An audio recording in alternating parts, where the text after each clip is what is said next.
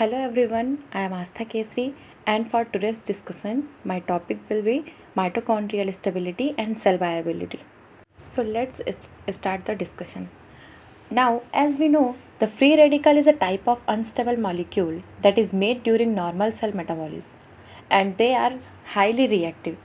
This damage may increase the risk of cancer and other diseases. And ROS, which is reactive oxygen species, are highly reactive chemicals formed from O2. Examples of ROS include peroxide, superoxide, hydroxyl radical, and singlet oxygen. Now, we will discuss about how these ROS are formed in mitochondria and how can this generation of ROS in mitochondria affects the mitochondrial stability. Mitochondria are important organelles in eukaryotic cells.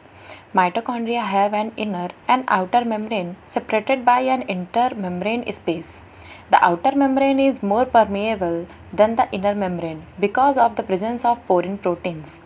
The inner membrane is the site of oxidative phosphorylation and electron transport, which is involved in adenosine triphosphate production. Under normal physiological conditions, the inner membrane is only permeable to neutral small molecule. Therefore, it is difficult for exogenous antioxidants to reach mitochondria. Generation of mitochondrial ROS mainly takes place at the electron transport chain located on the inner mitochondrial membrane during the process of oxidative phosphorylation. The mitochondrial respiratory chain located in the inner mitochondrial membrane is one of the major structural and functional part of mitochondria. It consists of 5 complexes, namely complex 1, 2, 3, 4 and 5, which catalyze the phosphorylation of adenosine diphosphate to adenosine triphosphate, working as an integrated system composed of a total of 5 protein complexes.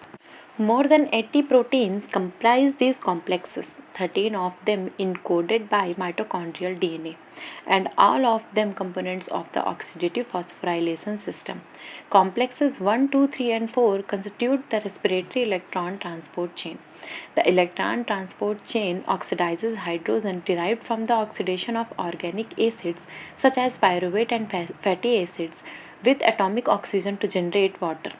The electrons bound on nicotinamide adenine dinucleotide are transferred to respiratory complex 1 and coenzyme Q and from succinate in the tricarboxylic acid cycle to complex 2 and coenzyme Q. From coenzyme Q, the electrons are passed to complex 3, cytochrome C and complex 4, and finally to half O2 to give H2O. The electron transport chain also requires two small electron carriers, ubiquinone and cytochrome C. Adenosine triphosphate synthesis entails two coordinated processes. First, electrons are transported along the complexes to molecular oxygen, thereby producing water. At the same time, protons are pumped across the mitochondrial inner membrane by complexes 1, 3, and 4. Adenosine triphosphate is generated by the influx of these protons back into the mitochondrial matrix through complex 5. Under normal physiological conditions, 1 to 5% of the oxygen is converted to Ros, means reactive oxygen species. Thus, most estimates suggest that the majority of intracellular Ros production is derived from mitochondria. The production of mitochondrial superoxide radicals occur primarily at two discrete points in the electron transport chain, namely at complex 1 and complex 3. Under normal metabolic conditions, complex 3 is the main site of Ros production. Thereby, free radical attack occurs directly at complexes in the mitochondrial respiratory chain. Complexes 1 and 3 are also thought to be major sites for the production of superoxide and other reactive oxygen species. The highly reactive hydroxyl radical can damage macromolecules within the mitochondria, including lipids, protein, and DNA. An unpaired mitochondrial DNA damage leading to defective complex 1 and or 3 function can result in increased electron reduction of O2 from superoxide. The increased flux of superoxide resulting from these types of mitochondrial DNA lesions could subsequently contribute to metabolic oxidative stress, genomic instability, and cellular injury. Mitochondrial DNA represents a critical target for such oxidative damage. Once damaged mitochondrial DNA can amplify oxidative stress by decreased expression of critical proteins important for electron transport, leading to a viscous cycle of Ros and organelle dysregulation and eventually triggers apoptosis. Mitochondrial proteins can be modified by nitration. Protein oxidation and nitration result in altered function of many metabolic enzymes in the mitochondrial electron transport chain, including nicotinamide adenine dinucleotide dehydrogenase, cytochrome C oxidase, and adenosine triphosphate synthase. Chronic ROS exposure can result in oxidative damage to mitochondrial and cellular proteins, lipids, and nucleic acid. And acute ROS exposure can inactivate the iron sulfur centers of electron transport chain complexes 1, 2, and 3 and tricarboxylic acid cycle aconitase, resulting in shutdown of mitochondrial energy production. However, excessive ROS generation can directly damage proteins and nucleic acids, cause oxidative stress, and further alter mitochondrial calcium homeostasis, particularly affecting the oxidation of specific thiol group in proteins.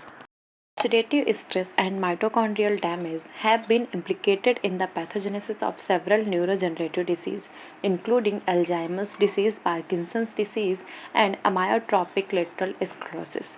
Oxidative stress is characterized by the overproduction of reactive oxygen species, which can induce mitochondrial DNA mutations, damage the mitochondrial respiratory chain, alter membrane permeability, and influence calcium homeostasis and mitochondrial defense systems. The balance of ROS and antioxidants under normal physiological conditions is disrupted with the overproduction of free radicals. These excess free radicals can lead to DNA damage, degradation of proteins and lipids. Neurodegenerative diseases include Alzheimer's disease, Parkinson's disease, and amyotrophic lateral sclerosis, and can cause protein deposition. We will discuss about how ROS determines the mitochondrial defense system.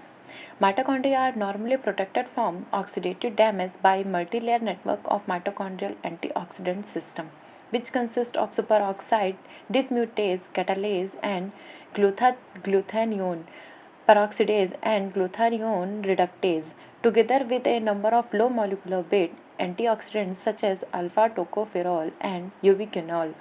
These molecules are particularly effective in squashing lipid peroxyl radical and preventing free radical chain reaction of lipid peroxidation.